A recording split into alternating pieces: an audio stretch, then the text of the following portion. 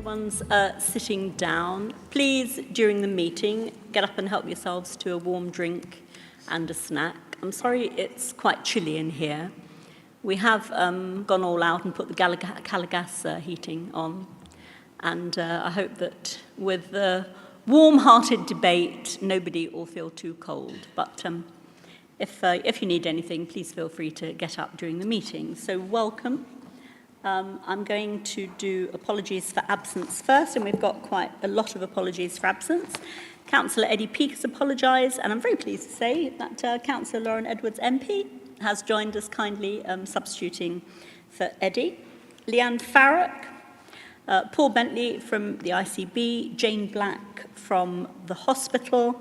We're hoping that Matt Capper might get here in Jane's place, but he's stuck in traffic at the moment.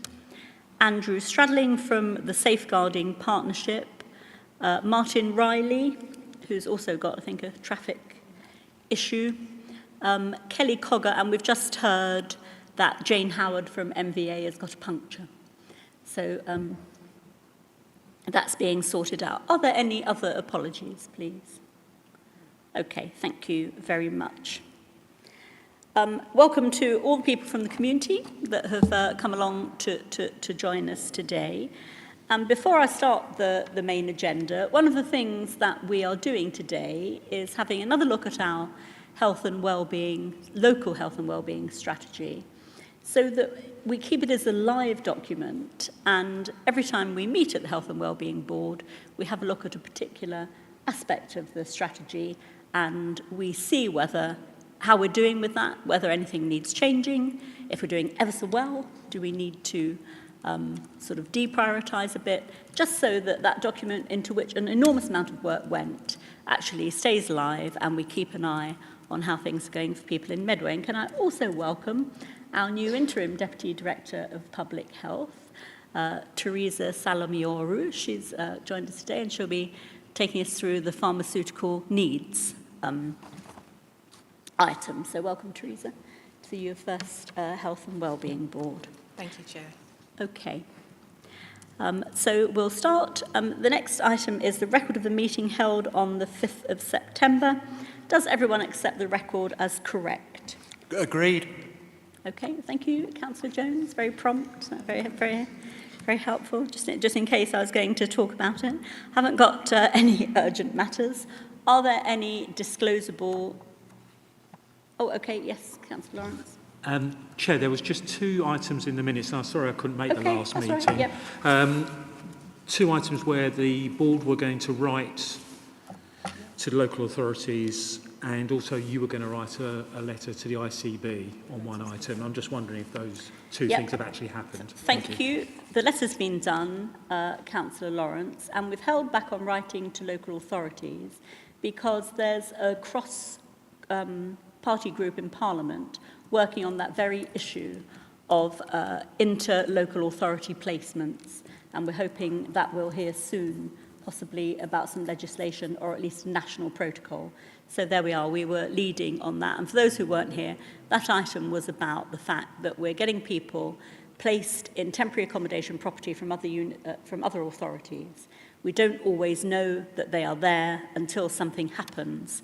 And then we find that there's additional pressure on our services, or that we have to accommodate them, quite rightly, of course, with schools or whatever it turns out to be. This is a national problem. It's related to the price of property. It's related to a terrible housing crisis that we're all having to manage. But we felt on this board that we could do better as a group of local authorities. And actually, I did have a very good opportunity to talk to councillors from Lewisham and from Newham when I was at the local government national conference in Harrogate.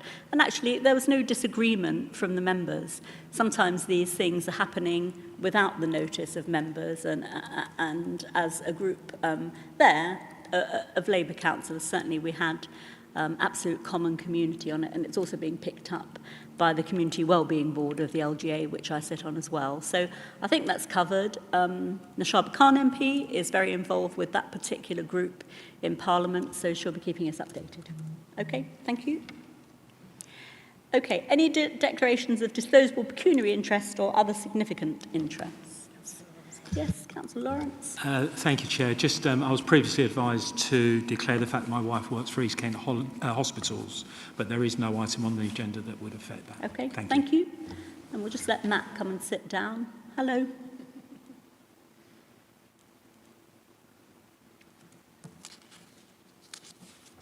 Okay.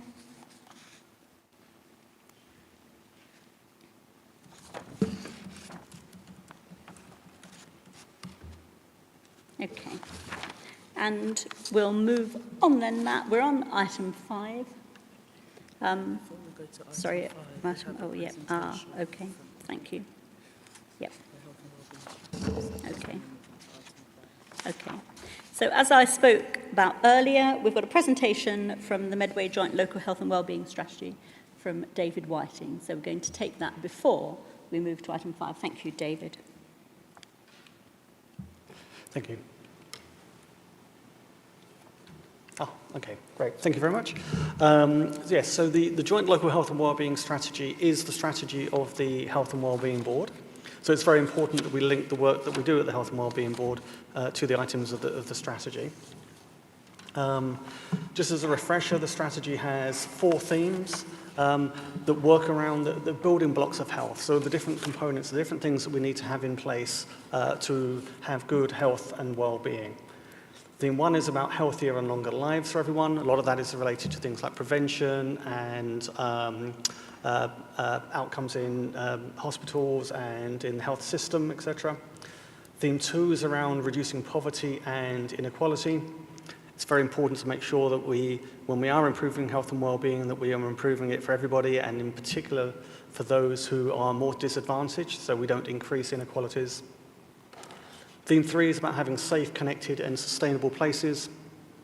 An important part of good well-being is feeling safe, feeling like you're connected to the place in which you live, and that we do this in a sustainable way. And the 4th theme is around connected communities and cohesive services. So when we're living in places within Medway, we want to feel connected to the people that we live with, and we want to have services that work together so we have a seamless journey through the services when we need them. It's quite a long presentation, so I'm not going to go through everything in detail. You've had a chance to read the information. But what this does is it sets the scene for the papers that we have today at today's meeting.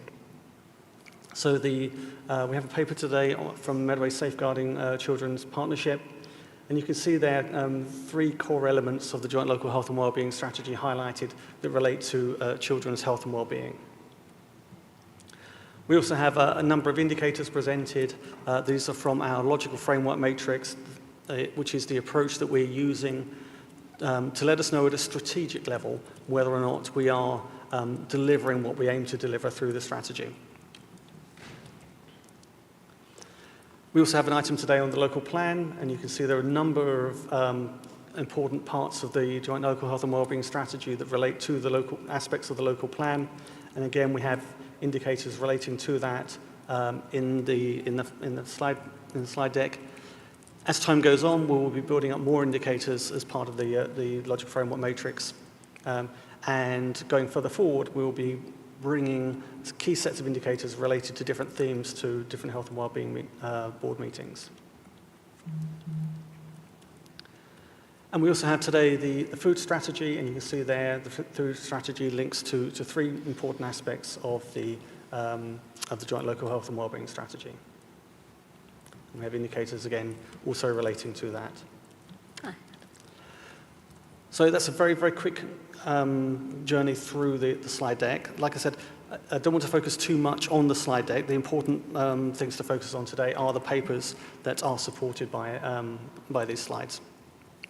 Thank you very much, David. And I hope that sorry, I hadn't turned my mic off. I hope that shows everybody that we're determined to make sure that we are keeping the strategy in mind and joining up all of the different activities that the Council gets involved in order to really continue to tackle health inequality and also to understand how the interlinking of all of those different policies, transport, housing, food, whatever it turns out to be, have a direct impact on the health and well-being of our population. I don't want to be talking about a 9-year health inequality gap in 9 years' time. I want to be seeing that move, and I want to be seeing that change. And unless we keep a sort of laser focus on the way that the activities of the council are preventing people from falling ill and helping them to live happier, healthy lives, then, you know, what have we got all of those policies for? So, please. Okay, we've got this refresh strategy. You can have a read of it for yourselves. Very pleased through Stephanie, always, to receive any ideas. And for those of you who've joined us from the community, please share the health and wellbeing strategy with the people that you work with so that they understand that the council cares about their lives and that we've got a very serious focus and lots of people working on hopefully making things better. Okay, thank you. Right, I'm going to move to item 5, the Safeguarding Partnership Report. Pleased to welcome the Medway Safeguarding Partnership Report and to hear how we can... This report is also going to Children and Young People's Overview and Scrutiny Committee in line with the joint working protocol of boards in Medway. Okay, so... Thank you, Chair. Okay, so Anna Batty I'm the business manager from the Medway Safeguarding Children Partnership. Just in terms of a background to the annual report, so working together to safeguard children sets out the guidance, is statutory guidance, and provides the framework for safeguarding children partnerships. And in December 23, that guidance was updated. It included some new responsibilities for the 3 safeguarding partners, which is Medway Council, Kent Police, and Kent and Medway ICB. It also set out or emphasised the role of education partners within the safeguarding arrangements. And it also set out some new multi-agency child protection standards for those working with children and families in relation to, as I say, those child protection arrangements. Also, as part of those updates, safeguarding partnerships are really being encouraged to think about their annual report as more of a self-assessment process, as opposed to a kind of setting out of this is what we plan to do, this is what we did, but much more, as I say, a kind of process of assessing and reflection on what were our priorities, what did we do, how well did we do it, and what was the outcome. So that's a really encouraged direction of travel going forward for all partnerships. So just to pick out some headlines from the annual report. So in terms of governance and the national reforms, so in terms of this annual report, the strategic partners confirmed the arrangements that they had in place in relation to the new guidance, and also looking forward in terms of those multi-agency arrangements, because that is a publishable document. Also, as well, the partnership set out that they needed to give some further considerations to the new guidance in relation to some of the other reforms in relation to stable homes built on love, which is part of the children's social care kind of national reforms. Also just wanted to note as well that the Safeguarding Partnership is due to revise its priorities in 2025. So, yeah, just to flag that with this group as well, and in terms of that communication that will be coming back to groups around that process. So under the scrutiny and assurance section within the report, Medway's in one of the unique situations where we have a secure estate within our boundaries, and working together sets out some additional responsibility for safeguarding partnerships in relation to those secure estates.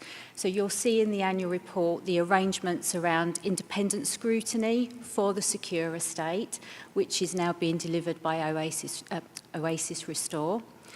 We also, partnerships are also required to have scrutiny arrangements for their multi-agency safeguarding arrangements, so for that broader kind of piece around safeguarding children. So again, the annual report sets out both those arrangements, both in terms of reflections on 23-24 and also the areas that the partnership have focus on for this year. And that includes a revision of the independent arrangements around multi-agency working, given that we've got a new scrutineer in that role.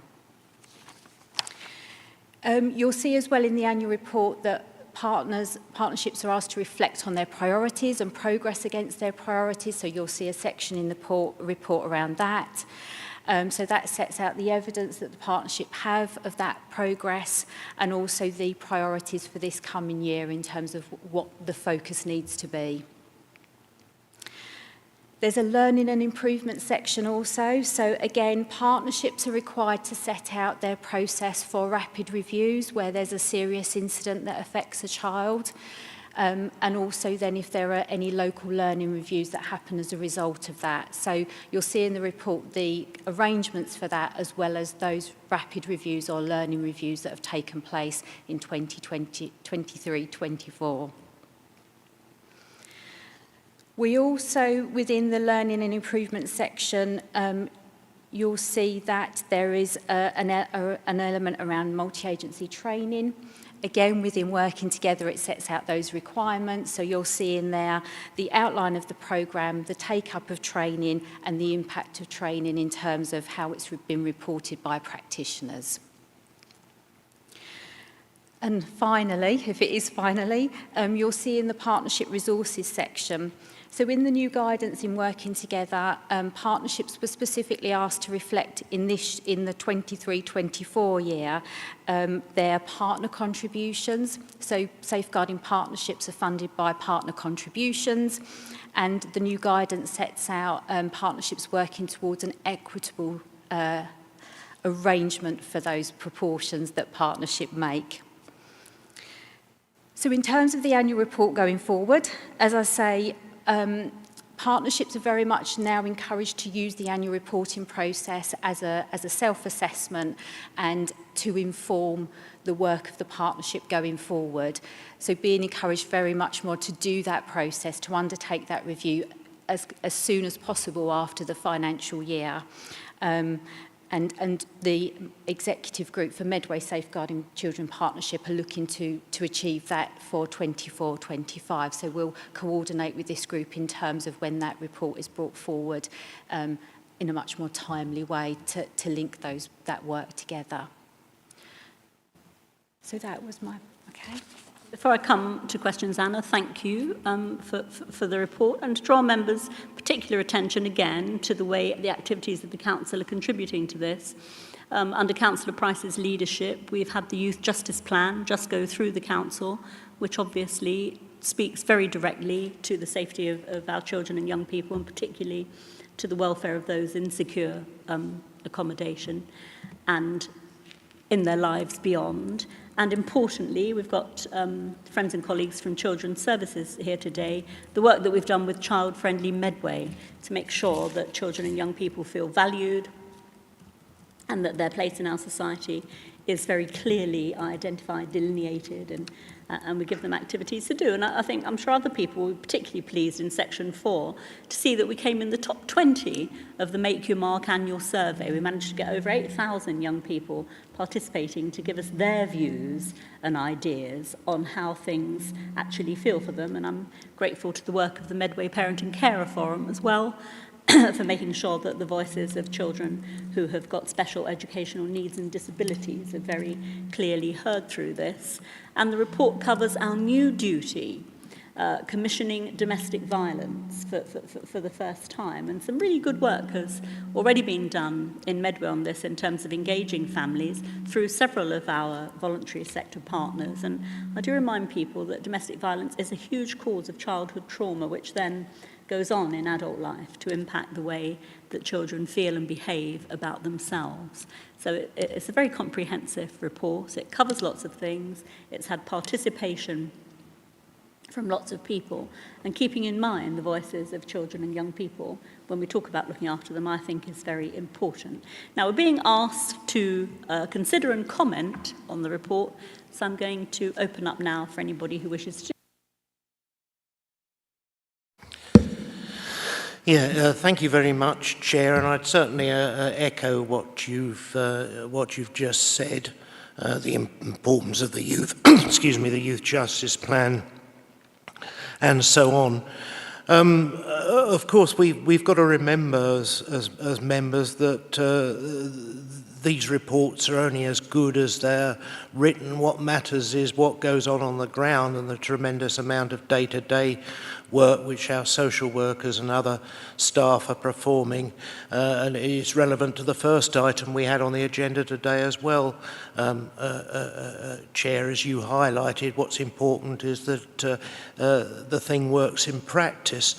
In terms of your comments on feedback, and taking the views of young people, I was particularly interested to hear on page 14 about priority 2, the contextual safeguarding and trauma, and the conference that was held in March 2024.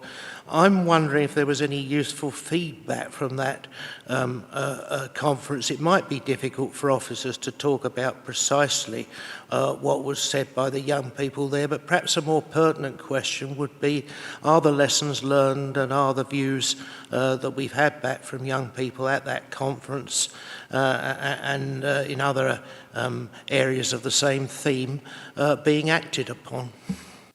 Thanks for your comments and questions. Mark, I'm going to bring in Tracy first, please.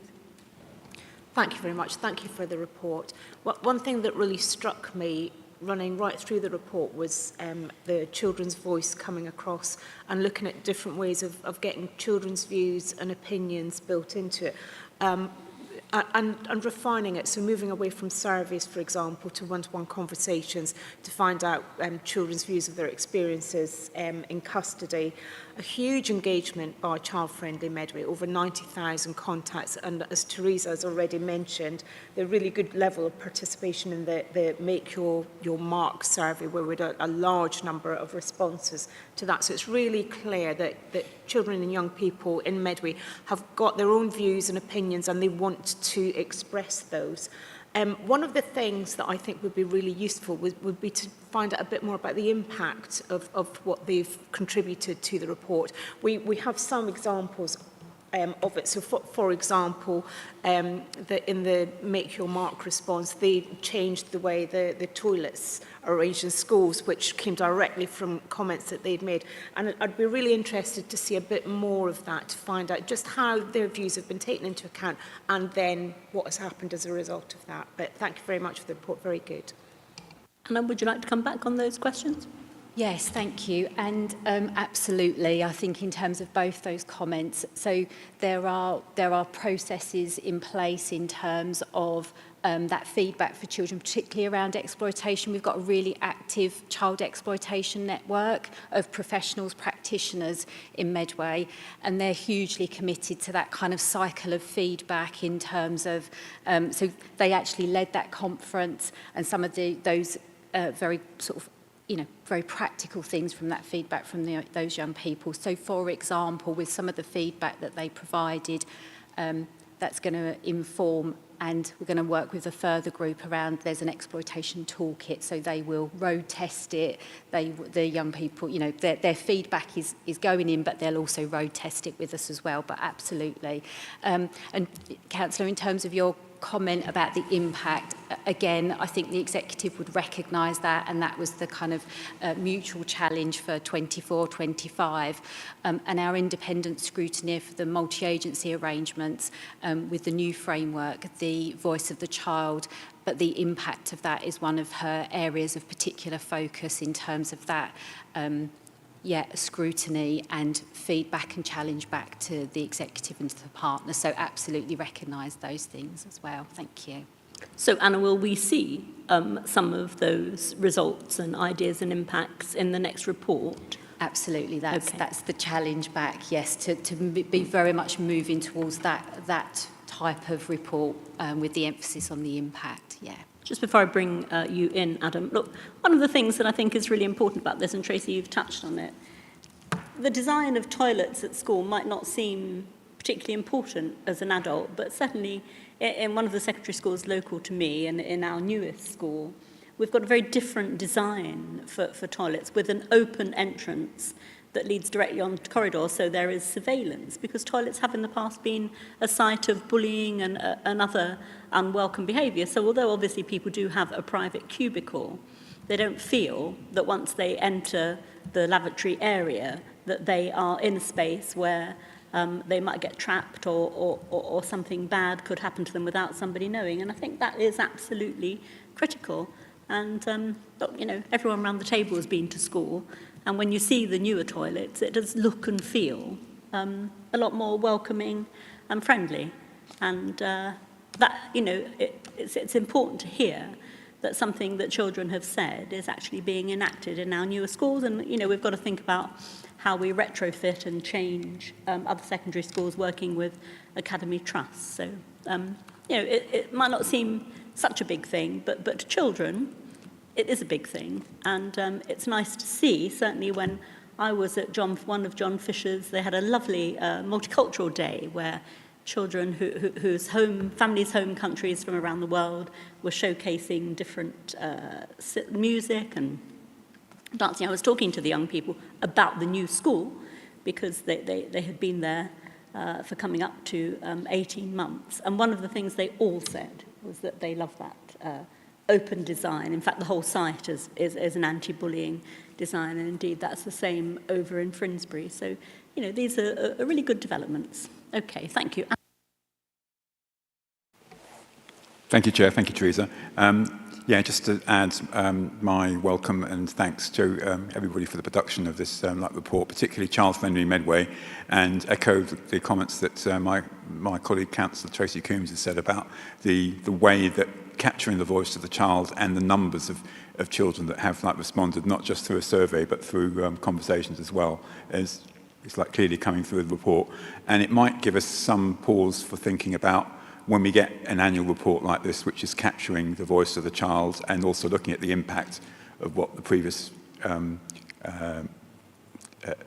reports have achieved, is about representation from possibly young people for an item such as this. So we capture the voice of the child actually at the meeting, and maybe also in keeping with our practice at the Medway Corporate Parenting Board, having a quick video afterwards with the relevant chair of the committee and a young person actually capturing what were the outcomes for them from that piece of work, so that we complete that circle and we're seen to be representing all of our. And I'd like to thank the initiative being taken forward through Charles Henry Medway for instituting a young mayor in future years, which is going to be in the offing for next year. And that's really going to demonstrate, not just in a tokenistic way, but in a proper way, that our young citizens of the future do have a voice. They've contributed to these plans, and they have a very important stake in what's going forward. And that's also been shown also by the signs of safety, which have gone up all over the borough. And those three themes that come from young people are Medway needs to be more safe, it needs to be more clean, and it needs to be more green. And so I welcome all of those initiatives. And those signs that have gone up have clearly been graphically put together by children, and it would give us adults pause for thought next time that we're maybe lazily putting a cigarette butt on the pavement, or sort of not clearing up after our dog's done its business, etc. So thank you very much, Jen. Thank you, Adam. And I think the signs of safety are incredibly powerful. Councillor Lawrence, please. Thank you, Chair. I really enjoyed reading the report. Actually, it's the first time I've seen this report. I'm just wondering if this report is intended for members of the public and whether it's written in a way that's easily digestible. Just as a comment, I was struck by just how many organisations are involved in safeguarding in Medway, and it strikes me as a bit like herding cats in trying to get everyone aligned working at the same time. I did think the report lacked impact. I think the children's survey was a really interesting piece, but I was looking for the appendix to show some sort of themes that came back from that. I think there's a bit of a trend in some of these reports. We see at various committees that, I'm thinking about the Community Safety Partnership report, it has a lot of the doing, but none of the impact of the doing. And I think similar to this report, for example, the work in violence against women and girls, the domestic abuse, if I understand it correctly, we're seeing a lot of needing temporary housing from domestic abuse. And, you know, if we're doing a lot of things that aren't working, when are we going to pivot, and what might that pivot look like? There was another item in here with the children detained in police detention. So there's been regular reports to a body, but there's no reference to the outcomes of that work here. So if this report was coming back next year, maybe a bit more on impact would be really great. There is a new requirement in keeping children safe in education on child exploitation. It's mentioned here under violence against women and girls, which I find slightly odd. And I wonder which group within Medway is going to be responsible for that, or is it a multi-agency? I imagine it's a multi-agency approach. And I also couldn't find anything in here about online safeguarding. It's a massive problem online, and there is not a single reference to online. And I'm sure it's being dealt with, but I do think it's a really hot topic for parents and young people, and a lot of mental health issues are related to online. So maybe something for that for next year as well. Thank you, Chair. Thanks, Councillor Lawrence. All very valid points. You need to remember that the Safeguarding Board is an umbrella organisation, and that many of the things that you've spoken about will be being dealt with very directly by the bodies. But nevertheless, I think that, you know, is a point well made, because you're not the first person to have spoken about impact this afternoon. I'm going to ask Celia, actually, if you've got any comments on the element of the duty about child exploitation in education. I know it wouldn't be directly your area, but if you haven't, it doesn't matter. We can get an answer for you on that, Councillor Lawrence. Yeah. Okay. Yeah. Yeah, Celia's saying that she will come back to you. There was just one more point. Sorry, Chair, I apologise. In the school trust that I'm involved in, trauma-informed practice has been a really big theme of the work, and we've seen enormous success. And I wrote to Celia about this, and it's great when trauma-informed practice is happening in one school, but when children transition to another school where they're not doing trauma-informed practice, some of the gains can be lost. And I know it's not an easy solution because you've got such a mixed market effectively in education. It's how do you convince those who aren't working in trauma-informed practice actually do take that up, because I think it's a really worthwhile programme, and the evidence suggests it's really successful. Thank you, Chair. And I would say something perhaps we can take through the Children and Young People Scrutiny Committee, because trauma-informed practice is gaining ground in every aspect of work with children and young people. So I'll come to you, Celia, first, and then go back to you, Anna, or Simon first. Yeah. Thank you. So the Medway schools have agreed to roll out trauma-informed practice. We have knowledge change action working with our schools. We have 70 out of the 100 enrolled on the programme and being trained, and that is a continuous programme. So we are working through all of the schools to be trauma-informed. That's good news. Simon, before Anna comes back, please. Yeah, thanks very much, Teresa, and thank you very much for the report. It's really comprehensive. And a couple of questions around the resourcing on page 26 of the report, 42 of the papers. Just in regard to obviously Medway Council will give the bulk of the funding towards this, but just in regards to the contribution from Cook and Wood, is that now going to come out next year as a result of the changes there? Is that something that's going to happen? So that will be coming from Oasis Restore now. Oasis Restore, yeah. But will it be the same percentage coming in? Yes, yeah. Great, thank you very much. And just one other question in respect of the grant from the Department for Education. Are we hopeful that there'll be a similar grant this year, or is that something we're still waiting to hear from in terms of resourcing this?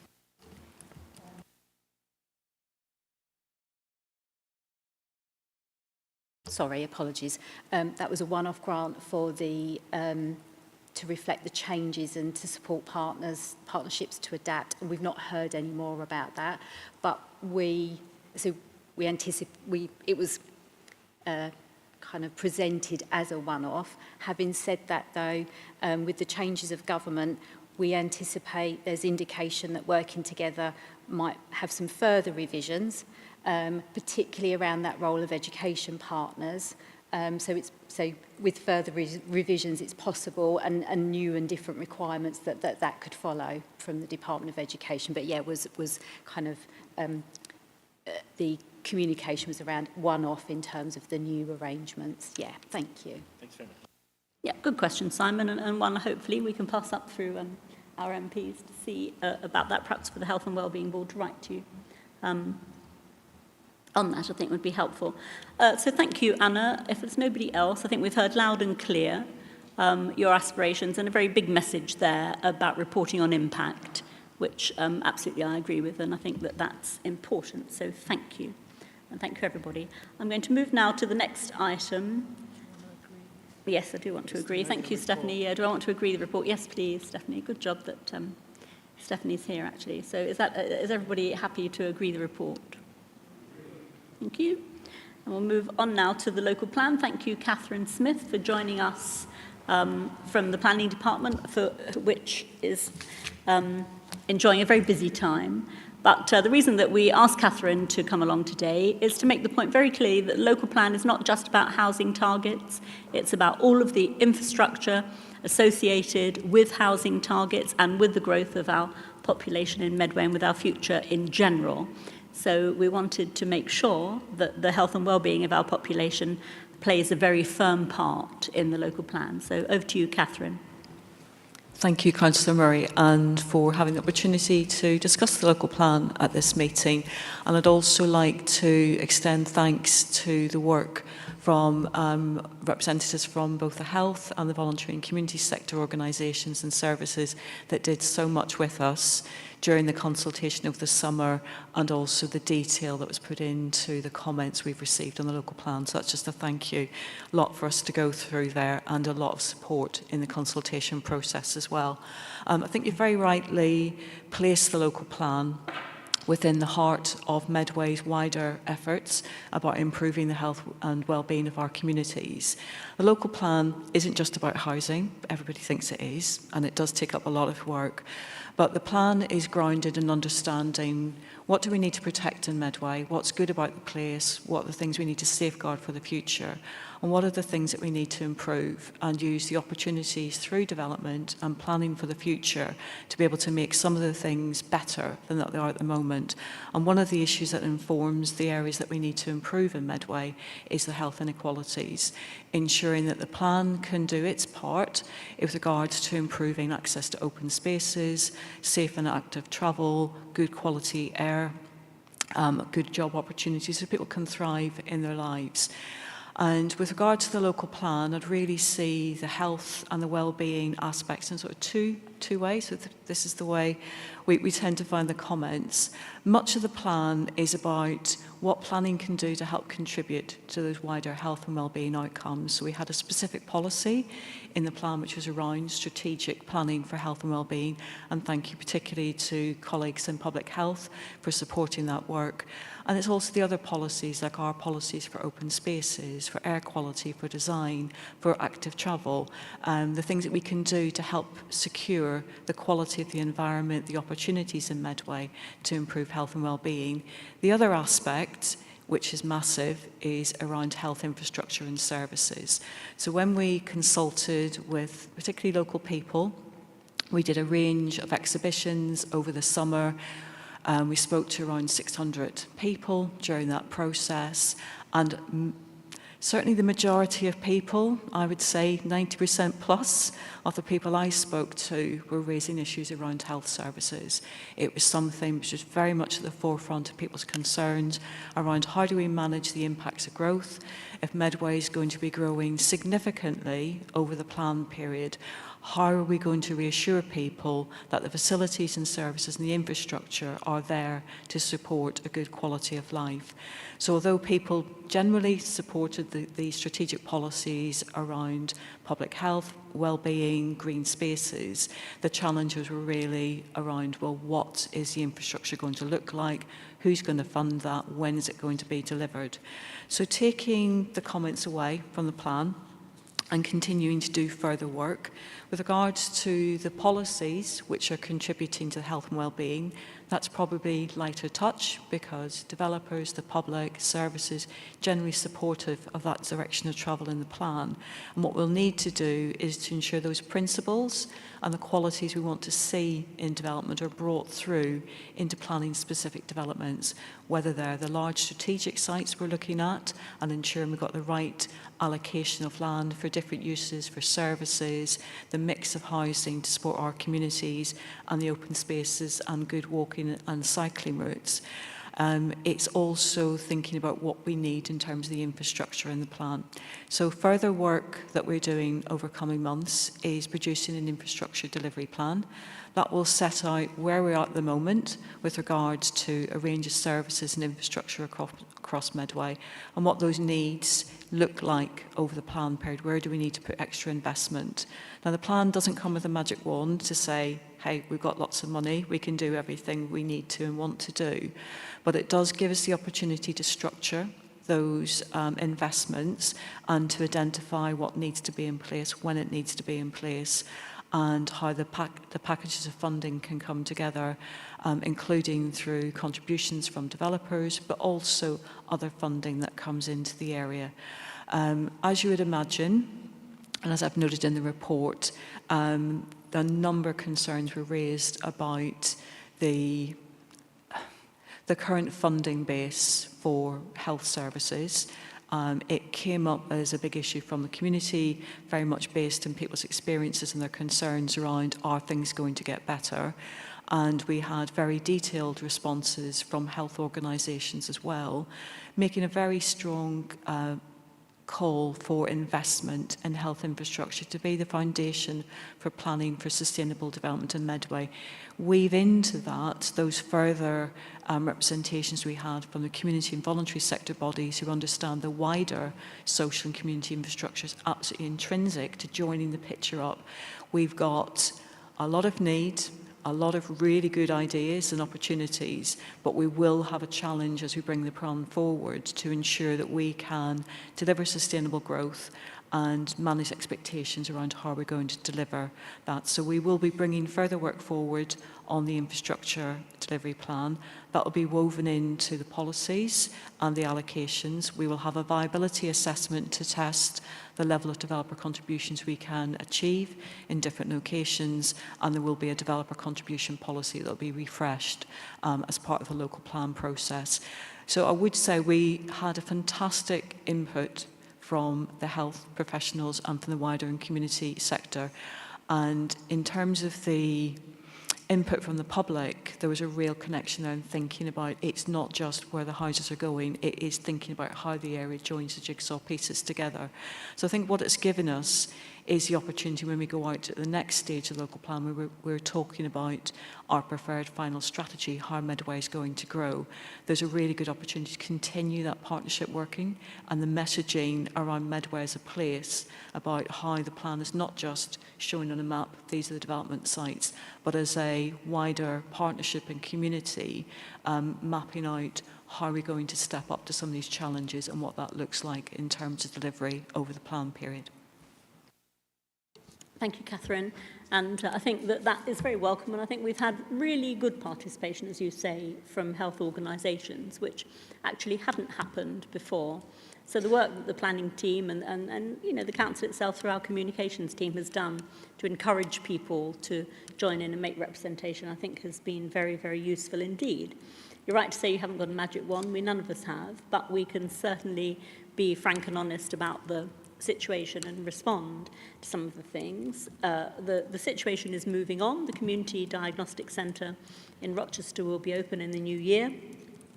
Had a bit of a faltering start because the contractor went bust. Then we had some issues with the security of scanning equipment. All of those have been resolved now, rather painfully, I have to say, but things perhaps, you know, do move a bit more slowly than I would like in NHS procurement terms, but it has happened. Everyone will have seen the start of the James William Health Centre in the Pentagon, in the centre of one of our greatest areas of health inequality and need, which is something to look forward to. And indeed at the hospital, you've had a big grant for making better heating and better windows, which, you know, again, might not sound all that important, but to the staff and to patients, it's incredibly important. It will reduce the heating bills. It will enable the hospital to be more climate friendly and actually make the environment a lot more comfortable for patients and indeed for all of our staff who work there. And we've got excellent news through the GP attraction programme and a public health sponsorship of graduates at the New Kent Medical School. The medical school is the new doctors are about to qualify for the first time. It takes 5 years. 3 of them were sponsored by Medway. All 3 will work in Medway. And a particular one of those graduates, Alfie Wayne, is intending to be a GP, and he's already been back to his old school, Stroud Academy, to give a talk about what it was like to be the first person in his family to go to university at all, what it was like to study medicine and come back and give back to his community. So, you know, these are the seeds that we need to sow of ambition, of determination, of support for young people. That's the way to improve health infrastructure in Medway. And for somebody to be such a willing ambassador is great. We'll be sponsoring 3 more graduates this time, and we're very lucky to have the Kent Medical School here, and plans with all 3 universities to make the Medway campus a health-focused campus. We've got pharmacy, we've got paramedics, we've got the regional centre for simulation medicine, we've got a lot of nursing and midwifery, and now doctors as well. So this is, you know, very good news. Good news for the future, and that's hard to believe in when you're waiting for a GP appointment, but it is happening. And for people around the table, you know, I always say at the Health and Wellbeing Board, what can we do to make an impact on the things that are happening? What we can do is tell people about that, give them some reassurance that things can and will change. And of course, good news from the government with extra investment into a very denuded health service. Matt, I don't know if you want to add anything on this item? I could probably speak for hours on this, actually. It's been, just say thank you, actually, to start with. It's been a really interesting and innovative way to deal with this very multifaceted issue around health infrastructure, but actually taking this view and working together and more collaboratively has been really helpful. And actually, you can see this hopefully as threads from both this plan that you're seeing now, the plan that David spoke about earlier, and our own clinical strategies, and you'll see those themes really coming through. And actually, the way that we are deploying our resources to support that too is steered by all of these plans. And you'll also see, I'm sure Rachel will also equally bore you senseless around how we then feed that right through into the integrated care system plan as well. So I think we're probably much further on than we have been in past years where we've really joined those dots up. That said, there isn't a magic wand. Unfortunately, it'd be really nice if there was. So what we've done, and just to give you some assurance around that, is we've kind of taken a slightly more pragmatic approach and said, right, what can we do with what we've got? How can we change things when we get opportunities? So the funding you just referred to around a sort of green and sustainability approach, actually on the back of that, we can do some other work as well. So every time we are, you know, putting solar panels on our roofs, for example, we can do some other work at the same time and so on. So there are really good sort of cross-working pieces that you can do, as I say, as the opportunities arise. But it's just really to give you that assurance that actually we are well knitted in with this.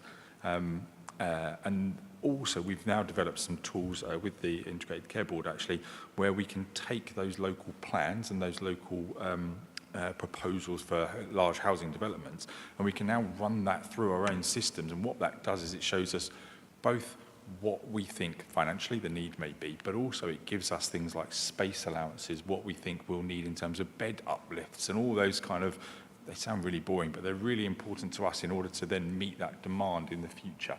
And then we can feed that back into our development control plans so that we're ahead of the curve before stuff starts coming through. So it is, like I say, things have really moved on in this space. Certainly I've worked in the NHS long enough now that I've seen quite a big change in this, and I think long may this continue, because I think it's a really useful piece of collaborative working. Thank you, Matt. Any other questions? So I've got David first, then Simon, then Tass. Oh, sorry, Councillor Lawrence, yeah, on the end there, yeah. Ooh, that's working. Firstly, it's been brilliant working with you on this, Catherine, and having an input in this. So from the sector, we really, really appreciate that. A couple of things I just like to hope the board are already considering. We've talked a lot about medical requirements and capacity and so on, but remember that's what, 10-20% of the impact on health. So the wider determinants are really, really important. The third sector is hugely stretched at the moment. So you might look at us and say, pick up the slack, but we are struggling. There's no magic wand. But what we do need is facilities and infrastructure. So the James Williams Centre, brilliant for medical. We lost the heart space. That's not been replaced. That's a community space that we supported about 15, 20 charities in. That's gone now. If you're adding tens of thousands of new houses, where are we going to be able to do activities? How are we going to fund those activities? How are we going to engage with those people? And it's all of those kind of things that we know you're already thinking about it, Catherine, because you're brilliant. But just to say that in this kind of forum, that it's really, really important. The third sector is really struggling. We've been hit by a lot of things. The NI rise, for example, some of our partners, we've got large partners, they're going to find another £250,000 to cover things like that. And we're not considered, public sector, because we're not. So just be aware, we're really, really squeezed. We can't deliver stuff without spaces to do it, and we can't do it without money. So when you're making all these considerations, don't forget us. Yeah, thanks very much, Teresa, and thank you very much, Catherine, for your report. I mean, just sort of in terms of how the local plan has been developed, this has been a huge priority for the council since last year, and the intention will be for it to be ready as a draft by next summer. I think that's the target for representation and then independent examination. So we're well on track now to have it delivered by 2026. At the moment, that's our intention. And I just wanted to reflect on the fact, and picking up a bit what David just said about the scale of growth in Medway is huge. I mean, we've got possible growth of around 50,000 more people living here by 2041 when the plan comes to its conclusion. And in the context of that, not only do we have to ensure our health provision is okay for the current communities that we have, but all these new communities that are going to be formed across the whole of Medway as well. So our scope and our scale of operation as a health delivery, along with all the health partners that we have, is going to grow significantly in the next sort of 10 to 15 years. So it's about thinking about that and growing it, and you've heard a little bit there about how that can be achieved, and this is what this meeting is about in many respects. The sort of sustainability principles that Catherine reflected on, of the sustainable economy, sustainable environment and sustainable communities all come into play here. How do we do that? Thinking about future generations and making sure that we are making provision for the next generation to come and the ones after that. So it's really important that the feedback that we've had from all the community groups and health groups is playing a huge part in how these policies are being developed. And going forward, we've got an awful lot of more work on our plate coming up to deal with it. So I just wanted to reflect on those points. Thanks very much. Thank you, Chair. Catherine, I just wanted to ask, Healthwatch Medway are doing work around the wider determinants of health, and we produce monthly reports. I just wanted to ask if you yourself or anybody in your team is receiving those. The monthly reports are based around wider determinants of health, and they look at what people in their communities, what they value and what they would like to see changed. And these are very sort of specific. These go down to villages. These are really, really location-focused on the ground information. And they touch a lot on some of the things that you've mentioned, healthcare services that people value, and they touch on housing as well as sort of community groups as well. And that 80%, again, David's point, they are very much based around those wider determinants. I was just wondering if you would like to see them, and if anybody else in the room would like to see them as well, I can take people's emails and add them to a mailing list. Thank you. That's a definite yes from us. Thank you. Thank you, Chair. I think I'm in a continuous loop of meetings with local plan, but I think this one is really important in terms of health infrastructure. It's a bit disappointing in the report that on first comment there doesn't seem to be any money for a new hospital. I think that's what I'm reading. And if we're going to be having another 50,000 people living in Medway, where do those people go get treatment given capacity issues now? And I wonder whether there's a need to look at the entire health provision, primary care, and come up with a modernisation plan. You know, there are some communities, like in Hempstead where I live, where we don't have a doctor's surgery, but we have a high concentration of elderly residents, for example. So I'm just wondering how that all fits together. I believe in the new national planning guidance, there is a potential desire to increase density, particularly in urban areas. And I'm wondering what the impact on health and well-being might be if we increase density in certain areas. I am also concerned about the quality of new build housing. It's very variable, and we know that quality of housing is a really important determinant in health outcomes. There is definitely more need for social housing, undoubtedly, because there are too many people who can't afford housing, so we need to deal with that issue. And then also within the current local plan, there is provision to give over land in places like Medway City Estate to housing as a potential. And I'm just wondering if we are thinking about the health and well-being of people living there, surrounded by large-scale industry. There is one other point which actually relates to the next item, which is the Medway food strategy. There seems to be some contradictions where we're giving over farmland for housing, and yet within the Medway food strategy, we're talking about more local production and reducing food miles. And I'm just wondering if we've really thought these things through. Thank you, Chair. Before I ask you to come back, Catherine, absolutely the quality of housing is important, and I think, we've had a meeting with 90 developers here. We've been very, very clear that we've got standards that we expect, but we want them to consider building lifetime housing that will be able to be adaptable for people's needs as their needs change. We're very clear on the need for more social housing, including building more council accommodation. You're absolutely right about that. There's a terrible housing crisis that has not been addressed for many, many years, and a mortgage crisis that Liz Truss kindly created for us, which has caused different groups of people to be homeless. So we have got more than one problem, there's no doubt about that, but the local plan is our way, our important way of being able to push forward on those problems and to send a very clear message. After all, we've been without one since 2003, an updated local plan, send a message to predatory developers that we want them to fall into line with the needs of our population and health infrastructure. As part of that, the infrastructure plan will be part of, the local plan isn't a single document, it's got lots of associated documents. So we need to make sure that some of the things that you've said there, Councillor Lawrence, appear very clearly in the infrastructure plan. And David, we have heard you. You may not be of the public sector, but you're very much within it. You are our partners, and we rely on you to do lots of things for us. And that thread of prevention running through the council's determination through public health is in part, in very large part, delivered by all of the organisations with you. So, haven't forgotten you, but it's quite right, I think, and I'm sure Catherine will agree with this, that point is made very clearly in the local plan. Interestingly, the rural parts of Medway, the suburban parts of Medway, are very well provided for, with community centres and village halls in a way that the urban parts aren't. We haven't got any public facilities in the ward that I represent, and actually we need to make sure we redress that balance.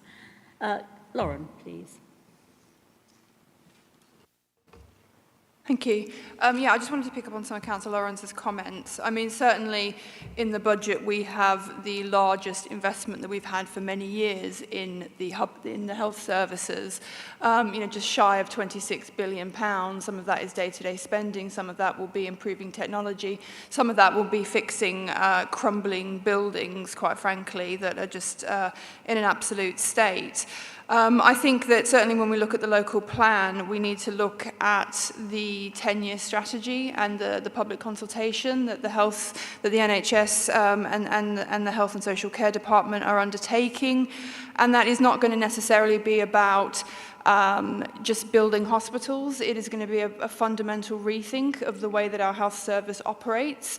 So moving much more to better technology, like I said, more community-led care, more preventative measures. And I think when we're looking at things from a spatial point of view, that means a different kind of building. It means diagnostic centres in the community so people don't have to travel all across Medway to access the health services that we know that people need.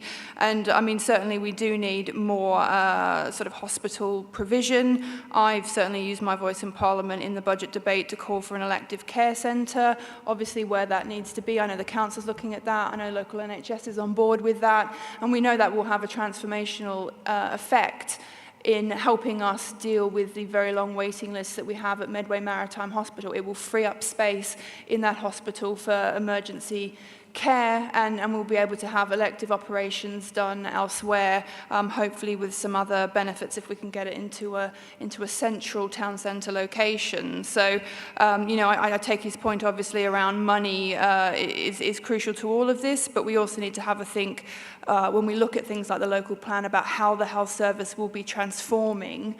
It is not a case that we can simply just continue to put money in without having the transformation and the technological changes and the community-led care that we all know that we need.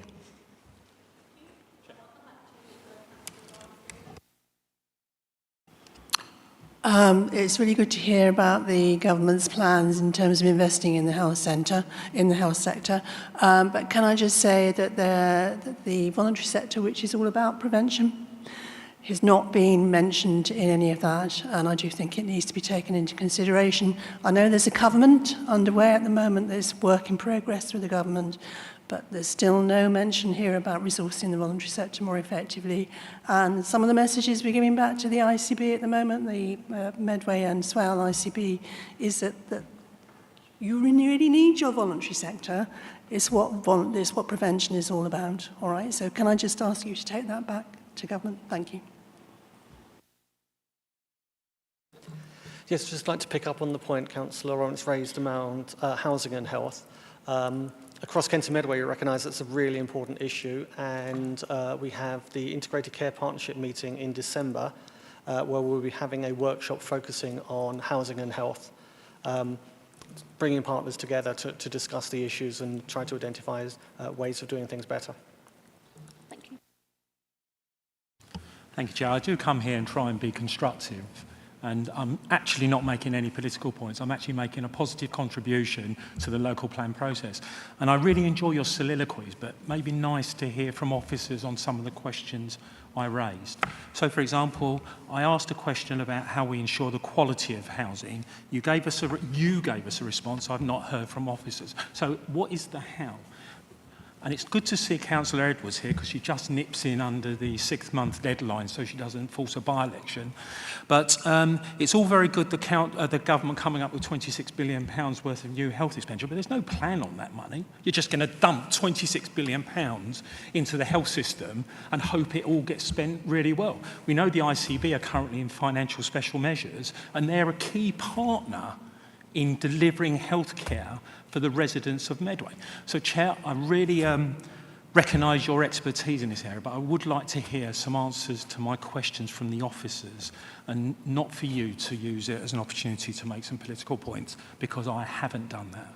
Thank you. I wasn't aware you were so across that 26 billion, Councillor Lawrence.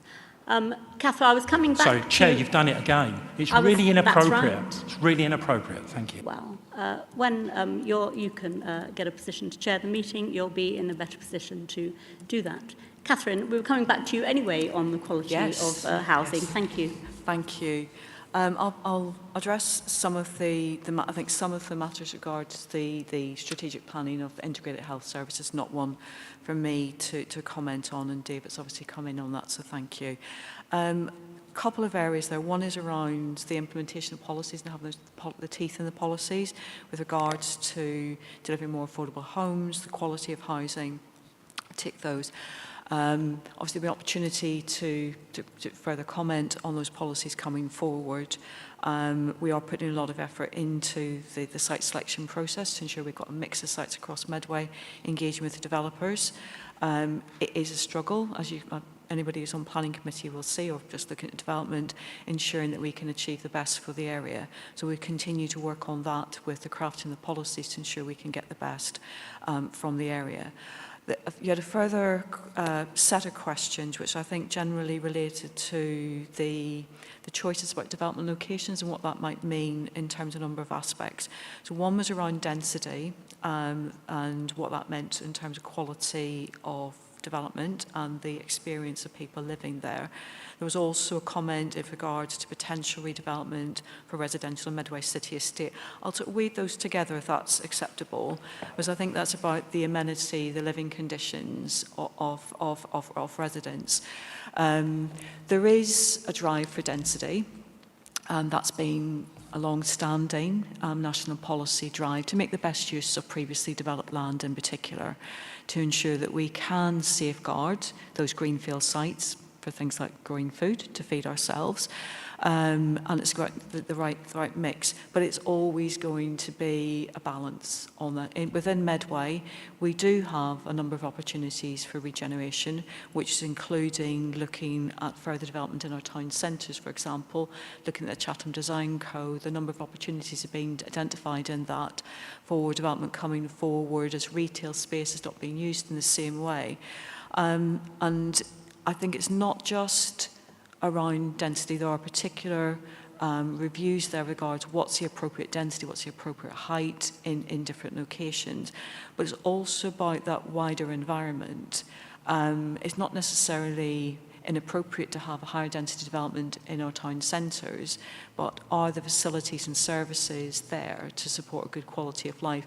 If our families are living in the centre of the towns, can they access play areas easily? Is there enough, what's the air quality like? So I think it's joining those the bigger objectives together to ensure that it's not a case of just cramming the numbers in to certain locations, and that's something as we work through the plan and the final selection of sites we're very, very minded on around what's the quality of development going to look like in terms of when it's on the ground, what's it actually going to feel like living there, what have you got on your doorstep. The issue about bringing into residential use areas like Medway City Estate, that is one where, certainly looking at the current configuration, and we have had applications in, some of them under permitted development rights for conversion from commercial land to residential, which we have resisted on the basis that it's a very poor environment for people to live in. I think looking across the plan and looking over that longer time scale, it's about understanding, are there opportunities as there's wider change in the central area to consider some of that land going through change in coming years.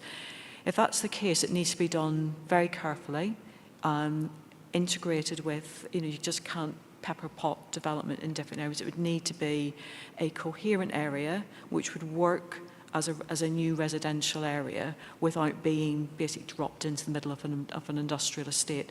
So that will need a lot of careful consideration, and should that be part of the new local plan, it would be at the end of the plan when we could see the number of safeguards and some of the changes in the wider area coming forward. And you made a very relevant point with regards to the loss of agricultural land to development. When we published consultation documents during the summer, the number of sites identified that are currently on farmland. Medway has some difficult decisions to make with regard to the spatial strategy and the choices for where development should take place across Medway.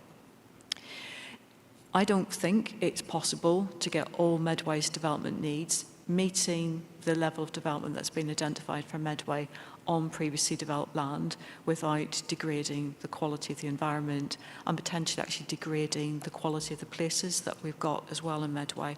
So we understand that we'll call for a mix between greenfield site release and brownfield land. Brownfield would come first in terms of the strategy, what we can get achieved on that land, and then giving us an understanding of what quantum of land we'd need to find on greenfield sites. Medway, because of its geography, does benefit from a high proportion of good quality farmland as well. It's just the geography. You know, we've got internationally important wildlife areas, and we've got some of the best food production land in the country as well. And those are the choices we're making when we're looking at expansion. You know, there are areas right adjacent to where you represent, areas around Rainham, Stroud, the Hope Peninsula, all really good quality farmland. And we do understand it will need to have a balance there. But in taking forward the strategy for the plan, we need to provide an overview of what the agricultural industry looks like in Medway. So it still has a really important role, particularly in areas like the Hope Peninsula. And where does that fit within the wider economy of Medway? So we'd want, as we finalise choices around the site selection, is understand, well, what does that mean then for those active agricultural areas, for the farm industries in Medway, so we can secure a certain proportion of that land to be there, to be productive for food production in Medway, supporting things like our wider food strategy and providing access to good quality, healthy food. But we're in a position that we have a high level of housing need, and to meet our needs and deliver a strategy, it will involve the loss of some of that agricultural land.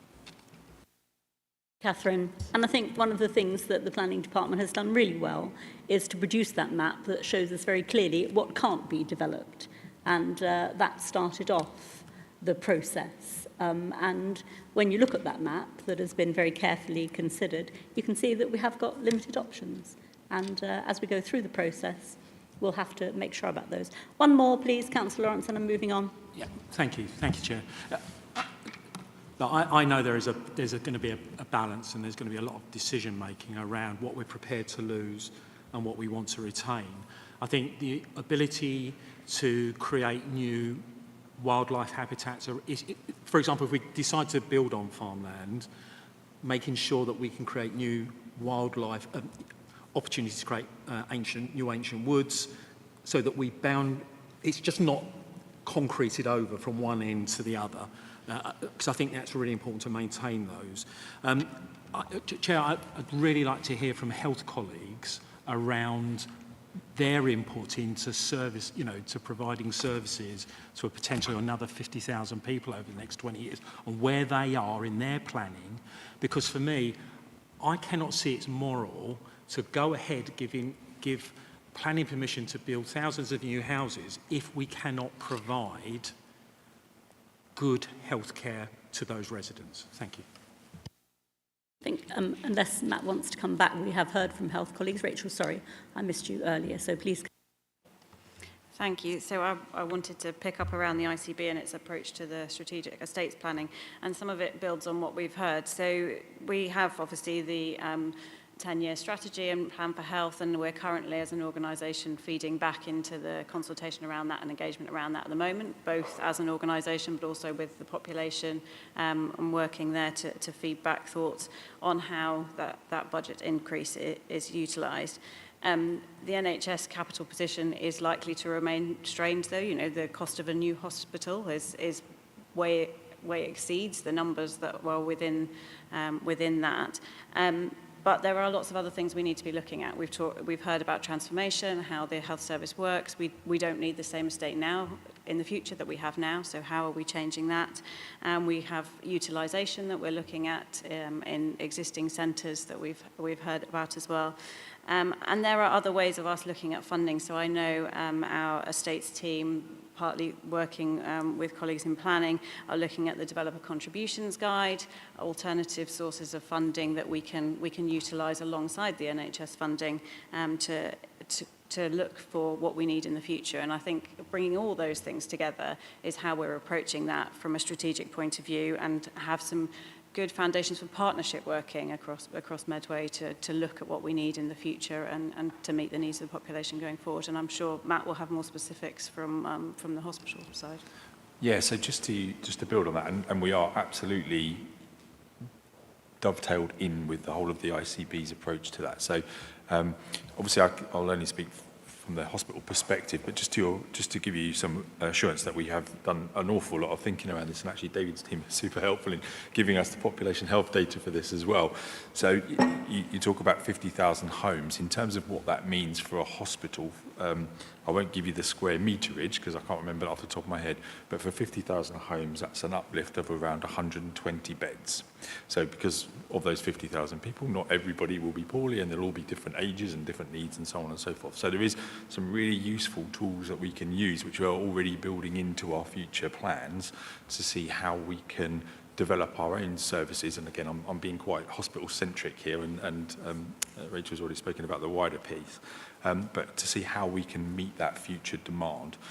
So that is something that we are looking at. But to your point around the new hospital, that's lovely, and if someone arrives with a big new shiny hospital, fantastic, we'll do our best to fill it, but it does take people to fill it as well, and that is another consideration. But until that point, we have taken quite an interesting approach to our own development control plan. We have a pretty good site, actually, Medway site, and we've looked at it in literally every way you can possibly look at it to see what we can actually get out of it and how we can develop it in small chunks to deliver what we need.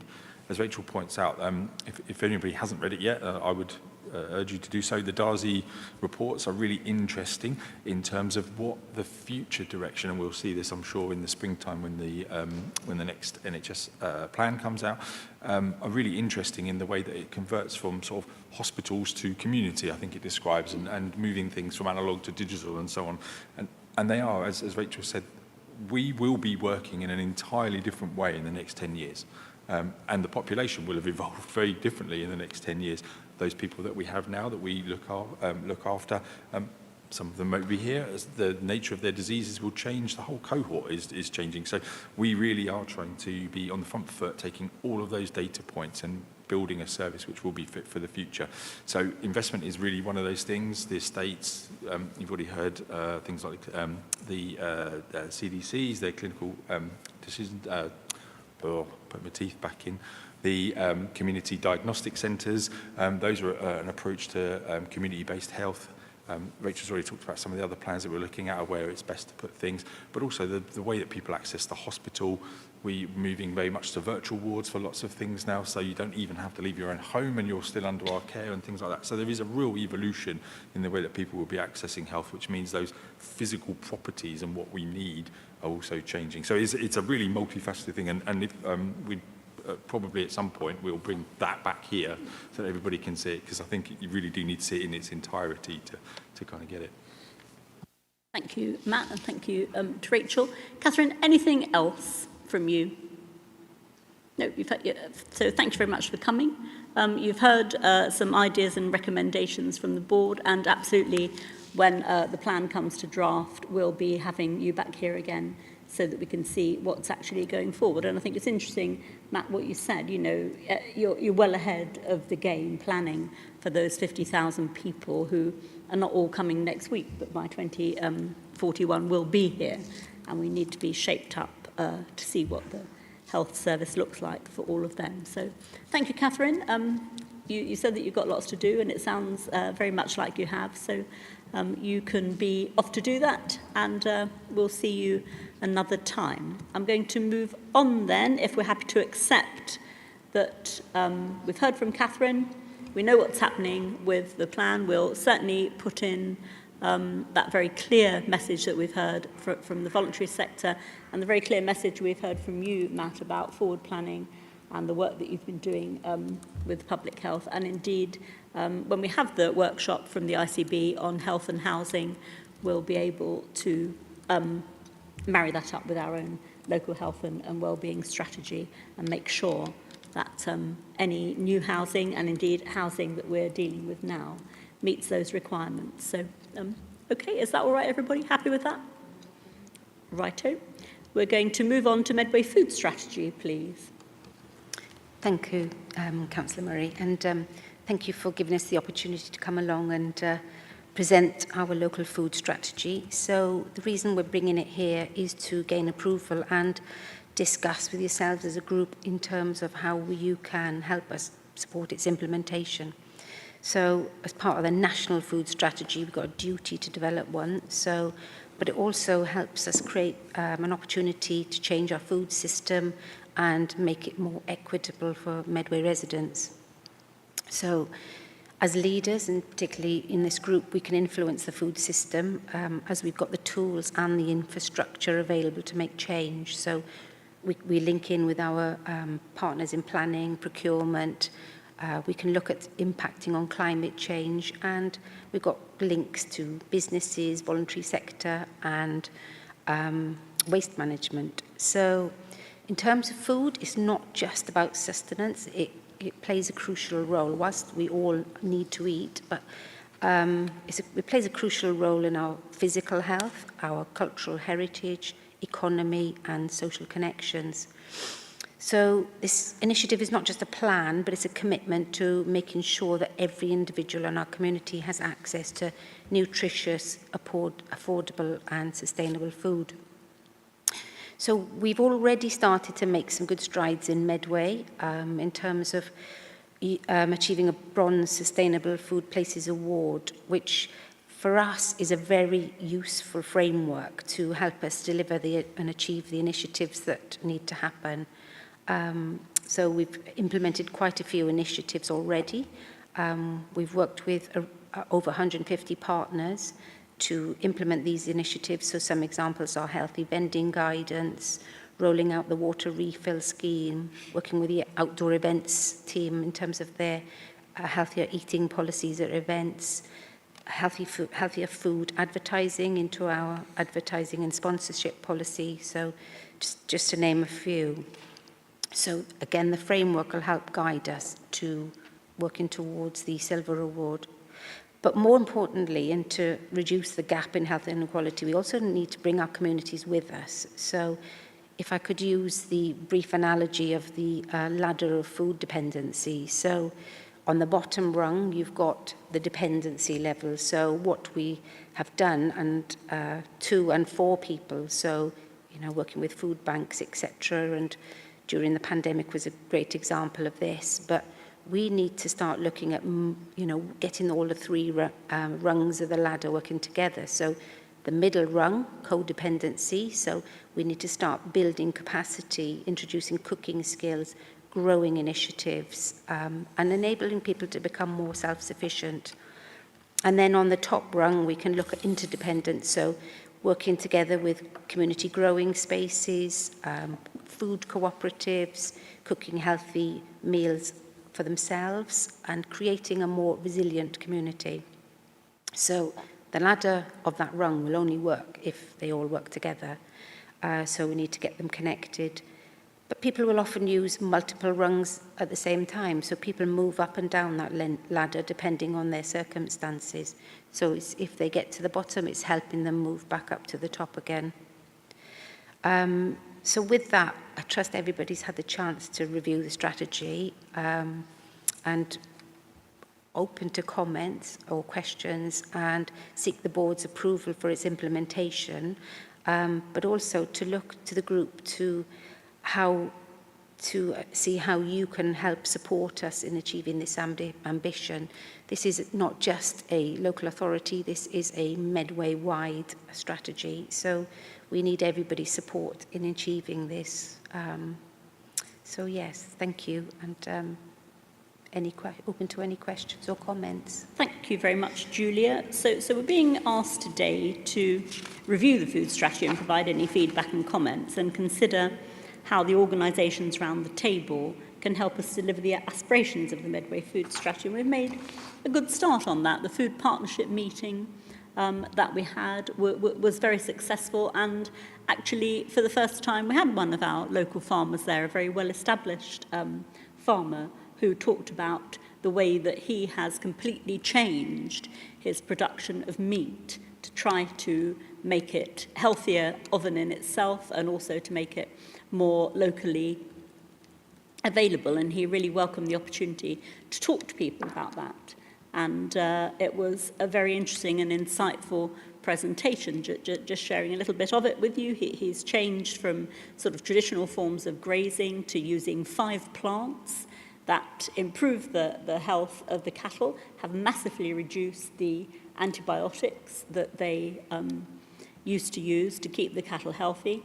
The cattle stay outside or most of the year and move around the grazing areas, trampling down those plants and having a very different and you know, one of the comments that he made was that coming from a traditional farming family, his dad, who recently has sadly passed away, never would consider doing anything differently, and that he wished they had changed production 30 years ago because it was both sort of, you know, very rewarding in farming terms, but rewarding in what they were being able to supply.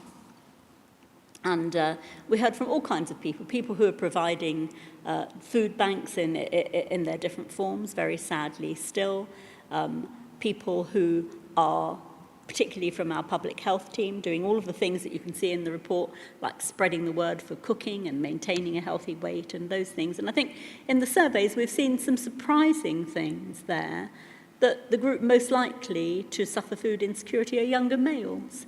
That actually is quite sad, I think, isn't it? But particularly because in those teen years and up into the early 20s, men need a good old feed, don't they, to keep their metabolism going. So it's very sad that we've got those groups of people in Medway who are suffering food insecurity. Anyway, I thank you for the report and for all the work that the team does, particularly, you know, don't forget we've got our Healthy Schools Partnership, we've got a big initiative getting early years settings to provide healthier food, which has been very successful. Some fantastic training has been done in partnership with the Soil Association, with teachers, thinking about the way the curriculum can be related to food production and cooking and growing. And all of these things are going on all through the year, but there's no doubt in my mind that we need to do more. And we're very focused, and with a future meeting plan, on bringing food businesses into this arena. We haven't seen as much as them as we would like to, and we're going to have a very focused meeting to make sure that they do come forward and play their part. So with that, thank you, Julia, and the team. I'll open it up to comments. And mindful, we've got the pharmaceutical needs assessment to do. So I'm going to give, I think, 15 minutes to this so we can get to the pharmaceutical needs assessment. So I've got Tracy and then Lauren and then David, please. Thank you very much. Thank you for the report. I thought it made really interesting reading. And just a couple of points. One of the things that you mentioned was talking about community gardens and giving people the opportunity to grow. I'm a real advocate of that. I have an allotment myself. I think it's a really useful activity to grow, but also helps the community. And just this week, I was talking to somebody from Kent University who was telling me about the community garden that they have at their Canterbury campus, which is the students can grow there, but also any students can go pick ingredients, pick fruit and vegetables, herbs and so on. And I just wonder if when we're looking at our local plan, when we're looking at our green spaces, if we can be given consideration to where we can slot in more community growing spaces so that people can make more use of it. I think that would be a really welcome addition, both from the mental health and also from the physical health of people having access to fresh ingredients. The other thing I wanted to mention, and Teresa's already touched on it, is the introducing healthy eating into early years. I've got a fantastic early years setting in my ward, Kiddie Winks, who have got the Gold Healthy Early Years Award. They do some fantastic work. I was really pleased to be able to support them with some contribution from my ward improvement funds this year, where they have families in, they teach them cooking without the children, but they provide the ingredients, they provide the recipe cards, just to demonstrate that it doesn't have to be expensive and time-consuming to cook a healthy meal rather than going to convenience foods. And I'm a strong advocate of getting early and start giving that support at an earlier age to have more of an impact. So more of that. Thank you. And I think, Stephanie, that's something we can definitely pass back to Catherine. And we've had Councillor Edwards and I tremendous success with installing a community herb bed in our local park at Copperfields. Very successful. People cutting and coming again, and even helping planting and maintaining it. So you're absolutely right. there's a real opportunity for doing that in our green spaces, and indeed on some of the housing developments in the shared spaces, I think. Laura. Just wanted to thank you very much for the report. I think it was a really helpful, comprehensive report. I just had a question around, I guess, if there'd been any progress around a social supermarket in Medway. I was certainly involved in some early discussions earlier in the year around not necessarily just relying on food banks, although they're unfortunately a necessary resource that we need at the moment. The cost of living crisis hasn't gone away, but certainly there's a social supermarket model which is designed around giving people a little bit more dignity and choice when they're on low incomes. I know there's various social enterprises. I think SE Kitchen is one that operate across Kent and the South East, and they have been particularly good about bringing businesses on board and have run really successful models that have been financially sustainable as well, which I think is a really important point.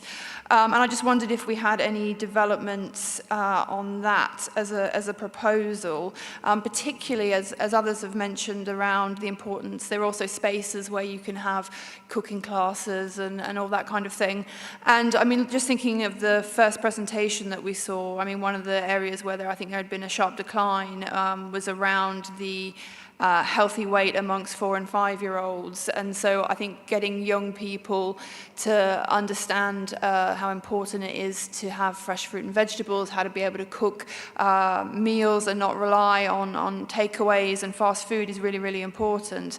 So just if there was any update on some kind of social supermarket and working with the voluntary sector and businesses, if there was any update, I'd be really grateful for it.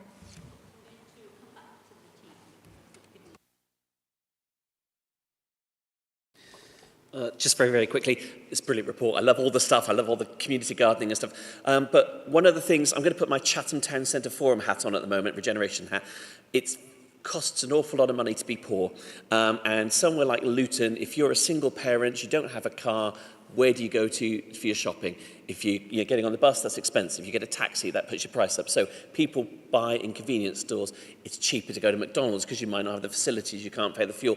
So social supermarket, yes, please. Or even something as simple as could we have a market in Chatham? You know, if we had a food market on a Saturday, what a draw that would be to the town centre. What a boon that would be for people who are poor, who could then walk from Luton to come and get their shopping, you know, working with local communities and local farmers and produce. Is there something along that we could be doing? Our sector, we're all up for playing there with you in terms of getting social supermarkets and things.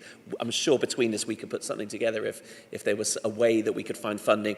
But just bear in mind that these families are not necessarily buying rubbish food because they can't cook. It's simply that they can't get anywhere else. We've got Iceland and we've got Sainsbury's. Neither of them are cheap. Yeah, thanks, Teresa, and thank you very much for the report. I mean, it's a fundamentally important thing that we're dealing with here, obviously, and it's exciting to hear about the various initiatives, and we're aware of that. I met with the Allotment Holders Federation just a couple of weeks ago to talk about expanding the number of allotments in Medway, and particularly in relation to the new developments that are coming and making sure that allotments are part and parcel of delivery in new developments as well as in our existing communities. In my own ward, we've got Luton and Green. We've built some raised beds there for people to grow stuff in from the Shipwrights estate, and they're being used at the moment as well. So it's possible to do these things.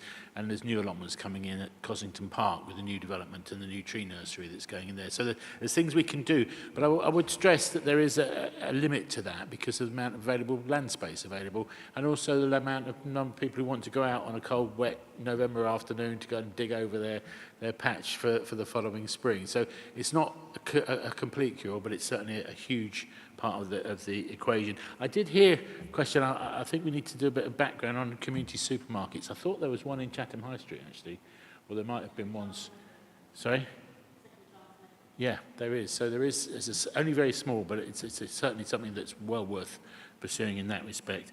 And just sort of as far as the sort of wider picture is concerned, in terms of access that David raised, the local cycling and walking infrastructure plan, which comes to Cabinet next month, is actually it takes into consideration access to local shops and stuff like that, improving the ability of people to travel around much more easily. So again, it's in the thoughts, but it's something that's been worked on rather than here and now, and we do really need it as soon as possible. So thank you, Chair. Thank you, Julia, for the lovely report. I'm from Medway Diversity Forum, but at the same time, I'm wearing the voluntary sector hat as well. We work with really disadvantaged community groups, as Scott would know. And I have to say, before going on any further, we have been really well supported by public health. And thanks to your lovely team, because we were actually consulted and designed the Eat Well guide, the culturally appropriate one. I do attend the Healthy Weight Network. I'm one of the longest serving Better Medway champions, so I do my bit as a champion, but there's obviously a lot more to do. I love your idea of the community supermarket, because there is a lot of stigma in our community going to food banks. A lot of shame still attached to that. Love that idea of something, in Chatham, because you're also making use of the town centre, which needs regenerating, things like that. But, I mean, I have been delivering healthy way training, about 3 lots, I think I have done. But what surprises me is that at the 12th session, I have to say goodbye to these people, but they want more. What they have learned in that classroom setting, they want to practice it. So again, more allotment to be made available, spaces to grow stuff.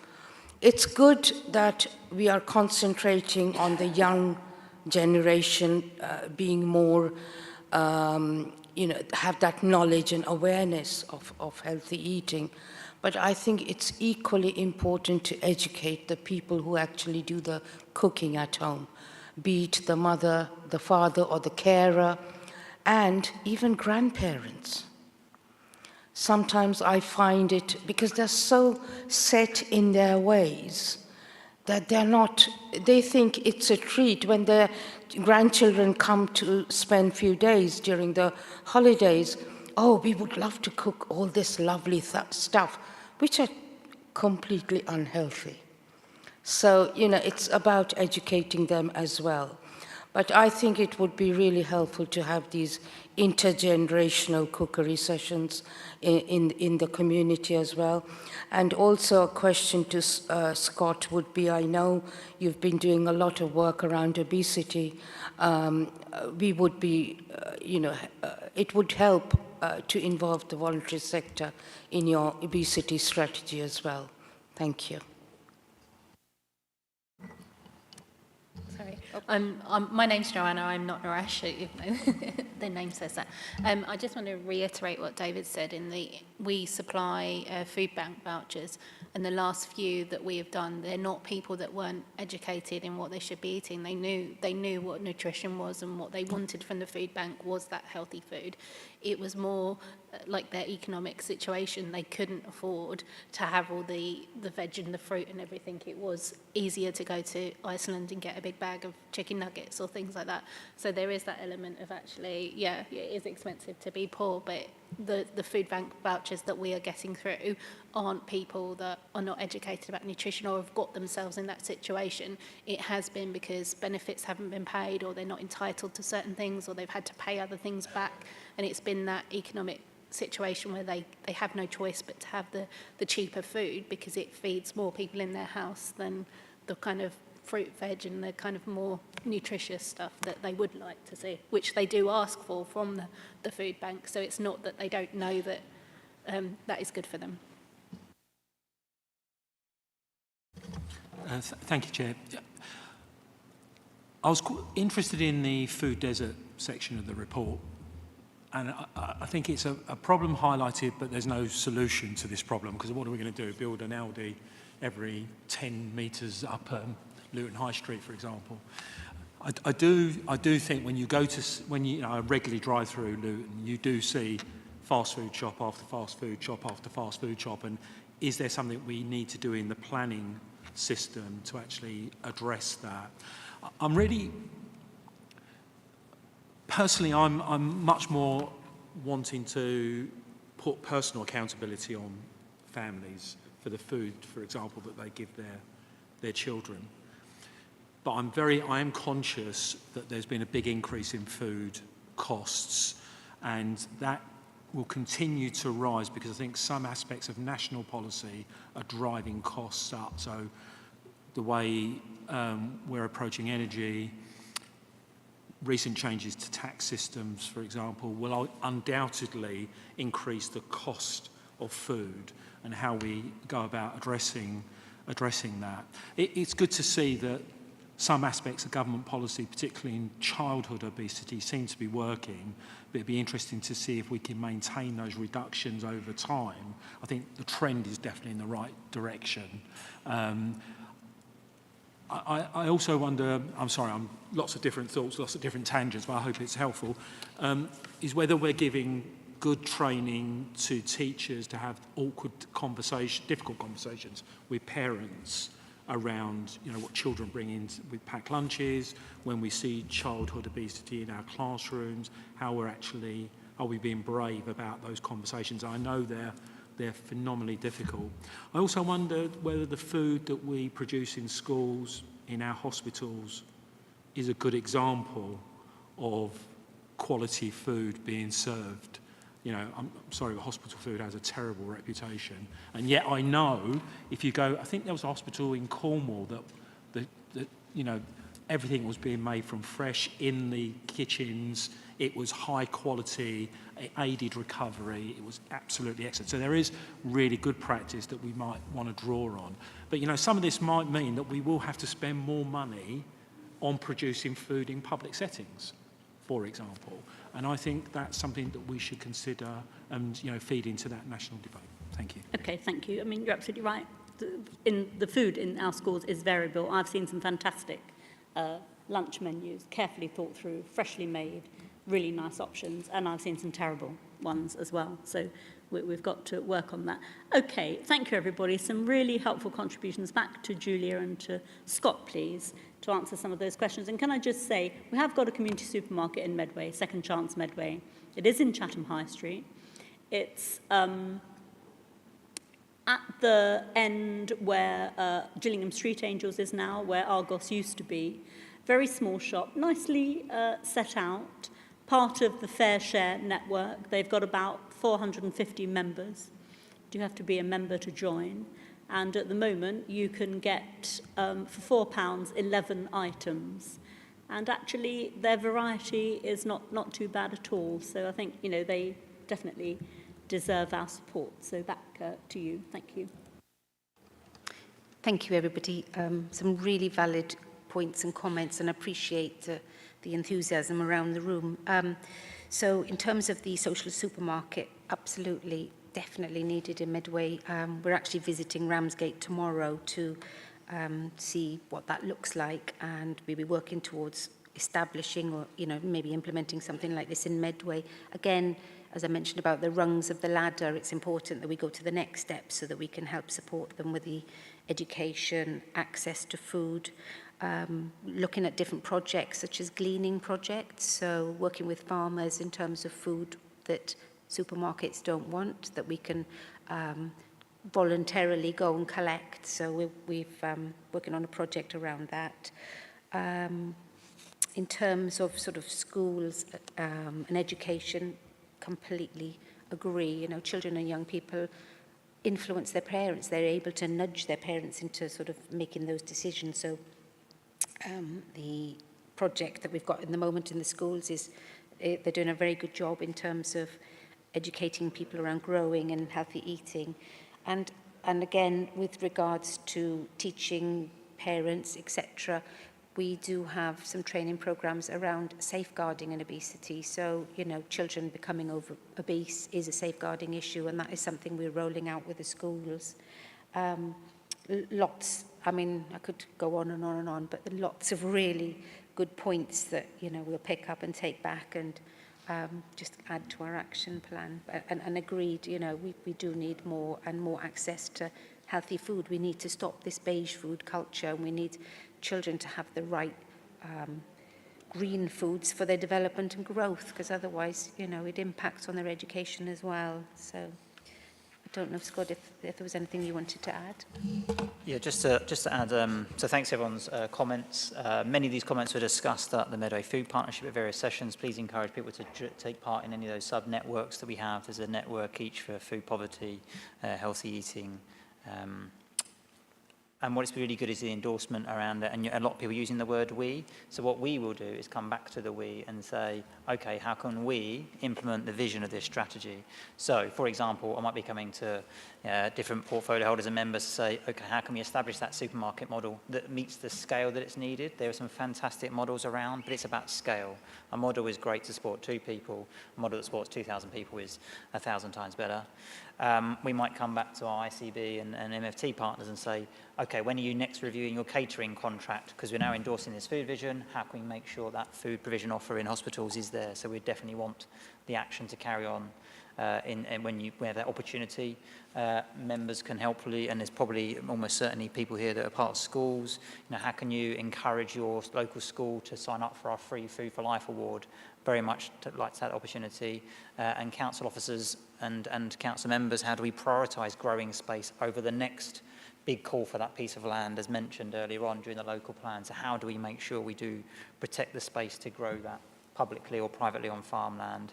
Or it might become to voluntary sector to say, okay, how can we help deliver the full range of food messages when we're giving out a food parcel? How can we talk about those intergenerational cookery projects? So the team of 3 people in the food partnership team can't do it all, but through the network we certainly can. So thank you for your future support as we deliver the strategy.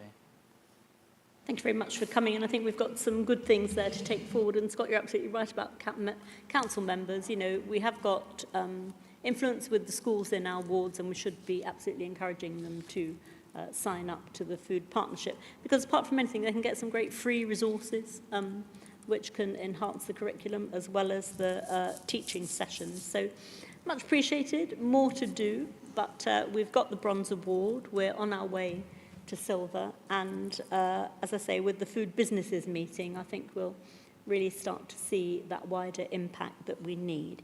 Is everyone happy then to accept the strategy, please, and pass on through the team the comments and offers of help that were made today? Okay, thank you. Right, so we're close to time, and we're probably going to run over a little bit. But before we come to the pharmaceutical needs assessment, this will come back to the board.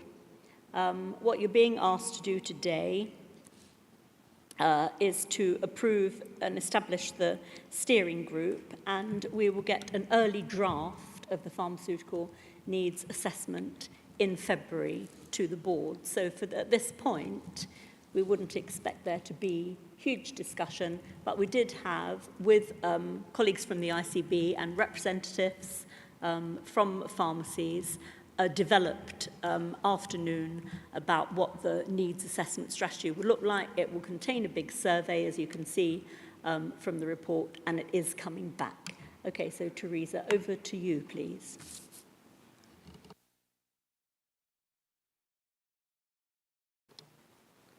Thank you, Chair.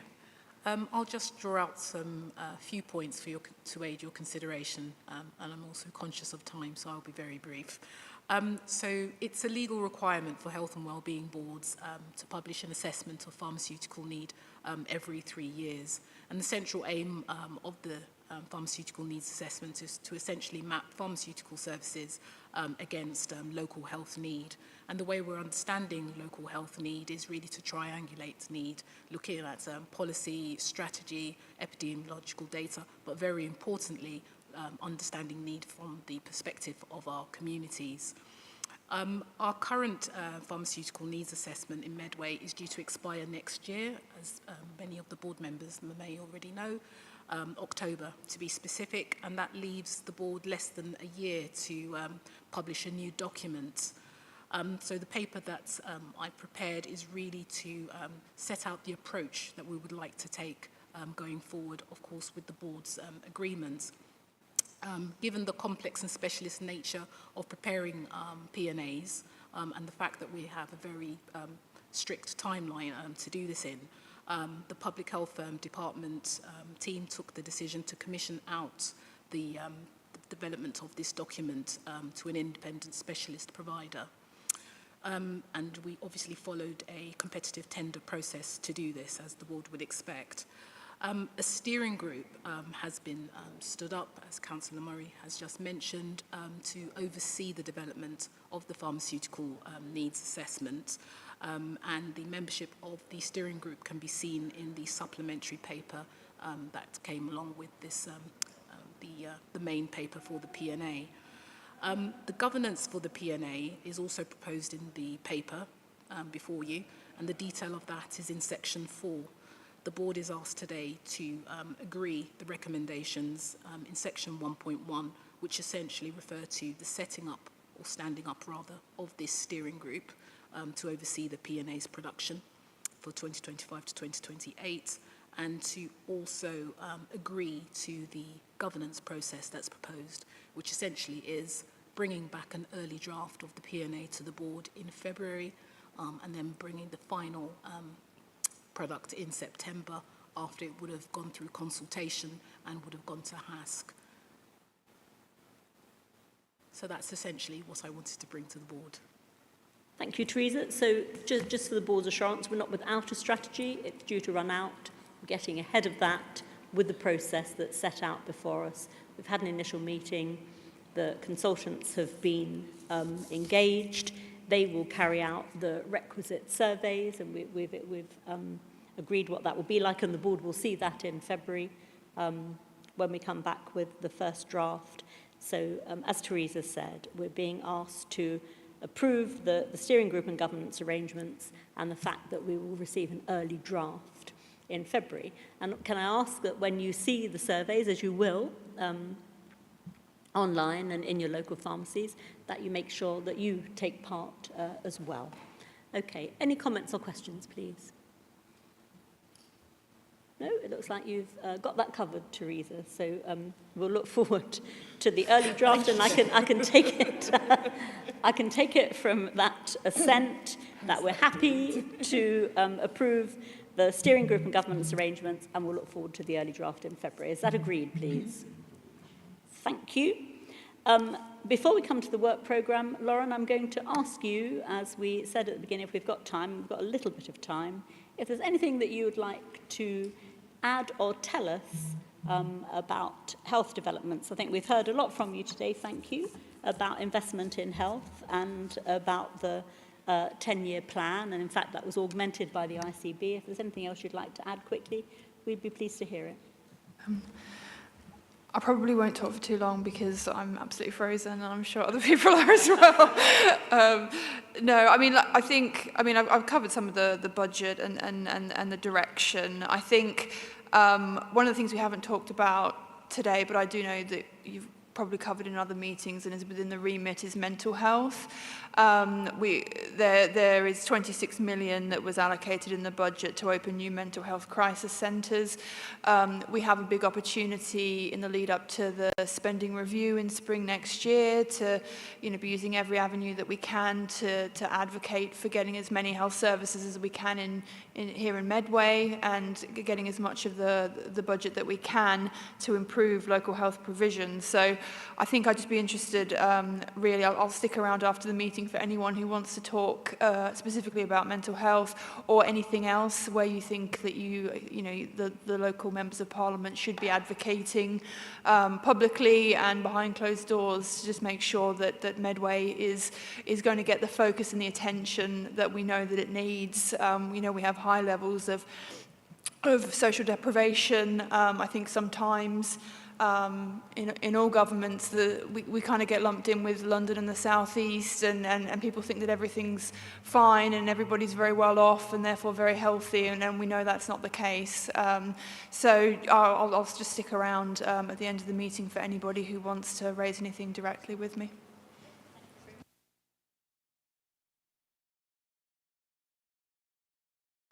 Thank you, Chair. I'll just bring everybody's attention to 1.2 of the recommendations, where the board has been asked to agree the joint local health and wellbeing strategy implementation proposals at Appendix 2 to the report.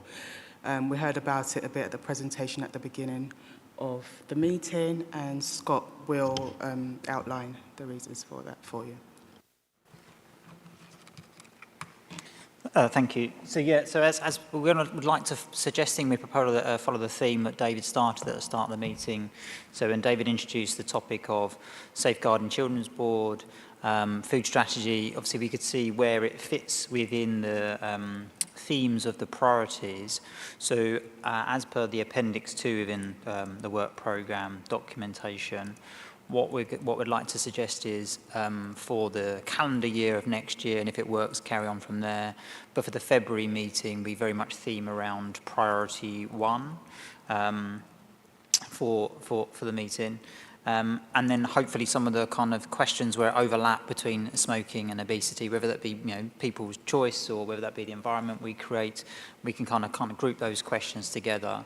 So what we'd like to do is just spend 10 minutes giving a slightly more detailed overview around what the performance indicators are related to that particular priority theme. So looking at the trend lines to see if those obesity rates are being sustained, look at the access to green spaces, and then really kind of highlight the areas where we're potentially going really well, so we can kind of say we have fantastic, well done to board members, but the areas of particular concern. So if people are happy with that, as soon as one meeting closes, we'll start preparing for the next meeting, and then we'll have officers independently looking at those indicators and then bringing it. So the agenda items for February, for example, then would all be related to healthier and longer lives for everyone.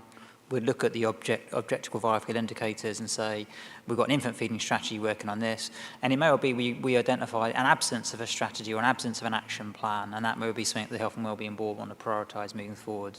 So I propose very much February focus on theme 1, April focus on theme 2, etc., etc. And then ideally, and we appreciate that there are core subjects that need to be scrutinised at the right time. So obviously, normal proceedings would be interrupted by an important agenda item as per the chairs and vice chairs authority to. But ideally, we keep those kind of real cross-cutting agenda items. So something like women's health, which is fundamentally about everything, just like men's health would be about everything as well. They could be the focus of the 5th meeting of the year where it's not related to a priority theme. So really suggestion at this stage, but really gives us the opportunity to highlight we have a priority, look at what we're doing well and what we're not doing quite so well, and hopefully make those questions really focus and discussions, and ideally progress all the indicators over the next few years. Thank you, Scott, and I hope people can see, this is part of what I mentioned at the beginning, a real push to emphasise the interconnectivity of policy, keep an eye on the way it works, and monitor how we're doing so that the strategy stays live and reflects the impact of the work that's happening. Councillor Lawrence, please. I think you picked the word straight out of my mouth there, Chair, was impact. And if there's an opportunity to look at, because I get the feeling health is very initiative heavy, when there seems to be a new initiative on health every day. If there was an opportunity to look at initiatives that the board had heard about the previous year or even longer, and to bring some of those items back, even if they're just for information around had those initiatives been impactful, what would we have done different, what we might do differently in the future. That would be, because I think lots of the agenda items here are really, really very interesting, but we see the agenda item, it goes away, and it never sort of comes back to us until the next 3-year strategy has to be written. Thank you. And that's precisely the idea of bringing the strategy back here and going through each of the themes so that we take, keep a really close eye on what's going well, what's going less well, and how we tackle those things. Okay. Everybody happy with that approach for the future work programme? With that then, can I thank all the officers for the work that they've done in this calendar year, and everybody around the table for the support you've given to the Health and Wellbeing Board. We've had fantastic attendance, actually, and some really good outcomes, I think, in terms of being able to influence things. And can I be the first person in the health community, anyway, to wish you a very happy Christmas and a peaceful, restful, healthy new year. Thank you. And that's it. Take a...